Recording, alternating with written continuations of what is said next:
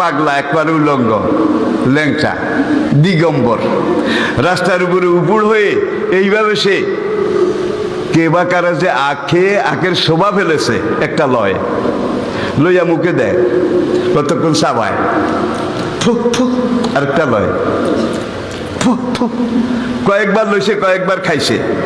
এরপরে দেখে যে কিচ্ছু নাই, যা আসিল মালপানি আগের আলায় খাইয়া চলে গেছে।